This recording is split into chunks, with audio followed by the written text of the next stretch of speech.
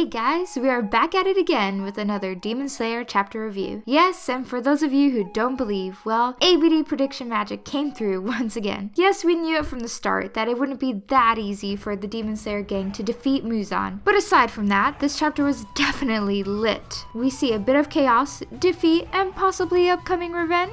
But like always, this video will contain spoilers for those of you who are not reading the manga. But anyways, the latest chapters are available for free on the official Viz site, so catch up and join us in our reviews. With that, let's cue that intro.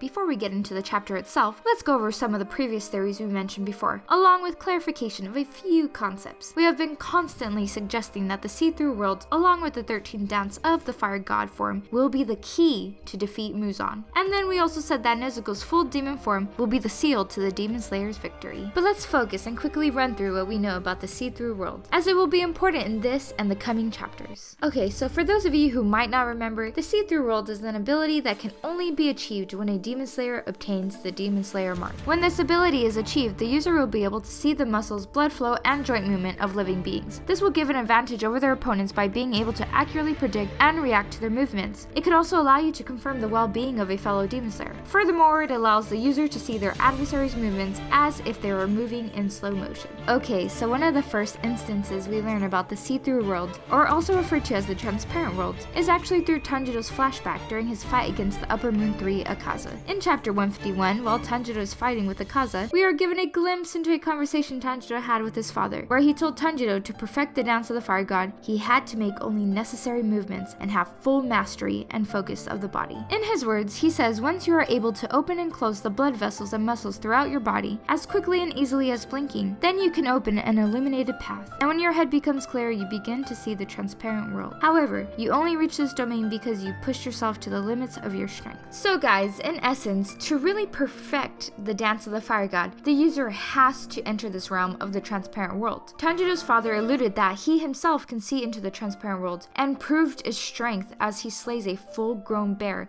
in front of his son. Now, as we mentioned in our Demon Mark Explained video, that Tanjiro's father actually had a mark on his forehead, which is required, and it allowed him to access this domain in the first place. Now, after this flashback, Tanjiro was able to access the see-through world for a brief moment to aid him in his fight against Akaza. The next mention we have of the transparent world was with Himajima's fight with the first Upper Moon 1 Kokushibo. He was shown accessing it briefly. Now, when we finally get the flashback going over the first breath user, Yorichi's past, we finally understand the importance of the see-through world. Yorichi, being born with the mark, only saw through the transparent world. Yes, even as a child, Yorichi could see things that no ordinary person could. This helped him notice that his mother was dying and needed support. But this ability was also the real reason on how the breath style came into existence. Yorichi, seeing the world through this manner, was able to deduce the perfect way of breathing and controlling his body. Yorichi's full mastery of the see-through worlds also explained why during his first encounter with Muzan, he instantly knew how to defeat him. And at that moment, he had learned what move he had to make to destroy all of Muzan's hearts and brains, which gave rise to his last and final form of the Breath of the Sun, the 13th form. Now guys, here is our ABD prediction theory you all been waiting for. This 13th form is in fact a dance-like movement, where the user would move in a manner enabling him to slice every heart and brain in Muzan's body.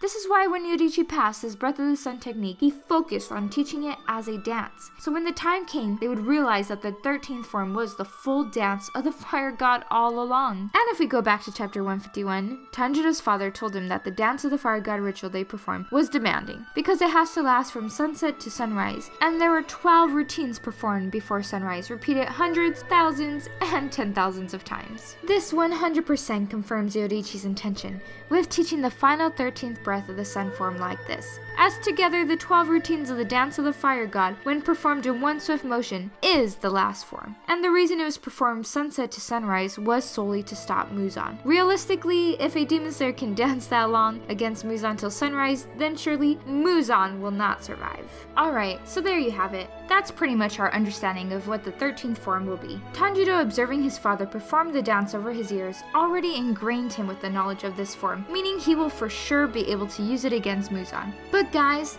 that was just an anime balls deep theory. Yes, I know you guys been waiting for that. You're welcome. So with that, let's get into chapter 191. Yes, in the first panel we see Tanjiro being pumped up with some of that good old magic healing elixir.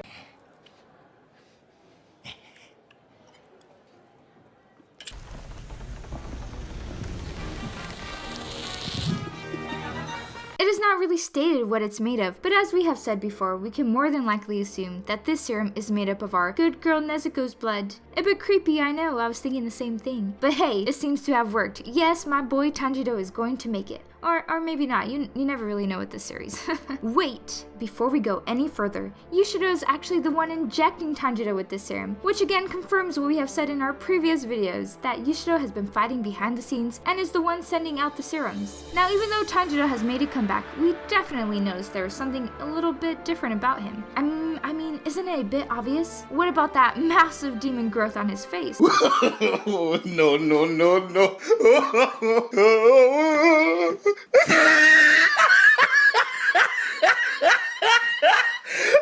at the top of his head. It just goes to show us that Tanjiro is going to need more than a little bit of serum to heal completely. Hopefully Nezuko's bloodburst demon art will be able to bring our Tanjiro back to his A-game. But it seems like the demon slayers who were helping him knew exactly what to say to him in his comatose state. All they had to say to him was that Muzan will get away if they don't make the next crucial move. And straight away, we have to notice that Tanjiro's blade was shaking relentlessly. It's like the blade itself is waking Tanjiro up. Like, come on, get up bro, we're getting ready for what's to come. Either way, our boy Tanjiro is finally up. Now moving back to our OG Demon Slayer squads and their fight with Muzan. At first it seemed like they actually might have a chance of bringing him down. Everyone was attacking him simultaneously with the pillars and their red Nichiren blades, which was helping slow down his regeneration while also using the tactic of staying hidden with Yushido's talismans. It's honestly crazy how in just this arc, every Demon Slayer has seemed to grow in abilities. But the one pillar who seemed to surpass them all is our senpai Himejima, who once again managed to focus enough to see through the transparent world, and this time to examine Muzan's body. As we know, since Himejima is blind, he is more inclined to have acute hearing, so he can pick up sound reverberations. Now he pretty much knows that Muzan has more than one brain and heart, and this is the reason he won't die with just a simple cut to the neck. But Muzan is also moving them around, which makes it even harder to pinpoint the exact location, even with the see-through world's ability. I think he will be pretty much defeated when all 12 places are attacked simultaneously, which is obviously alluding to the Dance of the Fire God's 13 forms, as there are 12 forms to the Dance of the Fire God, and again supporting our theory that all forms put together in one swift motion is the 13th form. But the way things are looking, it seems as though Himejima and the gang won't need the 13th form, right? As this revelation of Muzan's many hearts and brains gave Himejima a sure way of victory, if he could just get the others to see into the transparent world. And dang, he sure did! Iguro actually managed to get a glimpse into the see-through world. Will this be it for Muzan? Stay tuned till next time!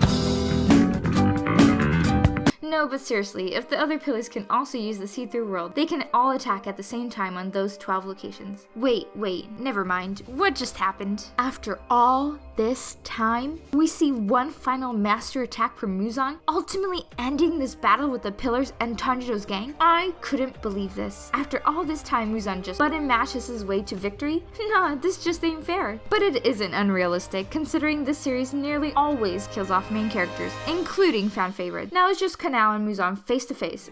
But let's be honest, it doesn't even seem like she has the capability to move, let alone battle one-on-one with Muzan. Luckily, Tanjiro comes to the rescue, finally beginning the epic battle we have all been waiting for. Muzan is savage as ever. He literally adds salt to the wound that he caused, asking him who's the demon just because Tanjiro has a, what do you call that? So, you know, that thing on his face. But on a serious note, this chapter was really lit. I'm sure that Muzan will somehow still survive the 13th form that Tanjiro learned through his ancestral memory coma dream. Like, let's be real now. Muzan lived for an extra century since the time he faced off against Yoriichi. I'm sure he thought of some countermeasures. But the fact he took it upon himself to kill any sign of the Breath of the Sun users, including Tanjiro's family, means that he is scared, so his countermeasures must not be something Muzan wants to do. But in the end, I still believe our best girl Nezuko will help end Muzan with her full demon transformation. Now, in my opinion, the differences in strength just seem a bit forced, because in the beginning of this chapter it seemed like everyone who was fighting Muzan together actually had a chance of winning. But of course I assume that they just wanted to give us the fight scene between him and Tanjiro that we have all been looking forward to. So they had to get rid of the other guys for the meantime. Do you guys think anyone has been permanently cut from the series in this chapter, or who do you think will make an epic comeback? Let me know in the comments. And with that guys, I'll catch you guys in the next video.